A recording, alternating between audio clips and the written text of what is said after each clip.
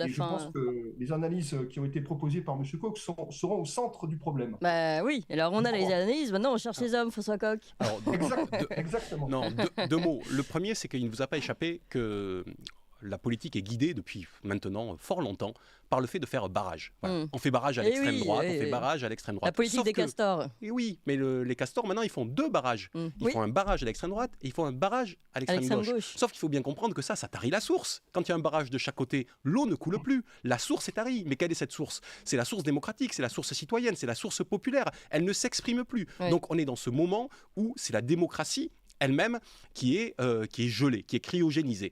Donc il faut comprendre ça. Il faut comprendre que pour en sortir aussi, on ne peut plus continuer à supporter des gens qui ont et qui mènent des politiques à courte vue. Ils ne pensent Il n'y qu'à a plus que l'immédiat, ça. Il n'y qu'à a plus que ça, on a l'instantané. l'impression. Enfin, entendez, j'ai entendu hier soir la CGT qui appelle maintenant à voter explicitement pour le nouveau Front populaire. Jusqu'à maintenant, le discours de la CGT était quand même assez clair. Ils appelaient à faire battre par tous les moyens l'extrême droite. Je pense que chaque personne qui est membre ou proche de la CGT a quand même compris le discours, étant entendu que les gens de la CGT, a priori, ne sont pas les premiers à aller voter pour monsieur Macron. Mais comprenez bien que cette stratégie, qui a une durée de vie de 15 jours ou 3 semaines jusqu'aux élections législatives, est-ce qu'elle va être utile sur le fond? Est-ce que ces gens ont pensé que, selon la dernière enquête, il y a 25% des sympathisants de la CGT qui ont voté pour le Rassemblement national? Exactement. Et que donc, à partir de là, ces gens, en entendant cette insulte. nouvelle Bien consigne, qu'est-ce qu'ils vont faire? Est-ce qu'ils ne vont pas aller créer un nouveau syndicat, une nouvelle centrale? Bah Et oui. comment on va se dépatouiller dans ce pays si on a une centrale syndicale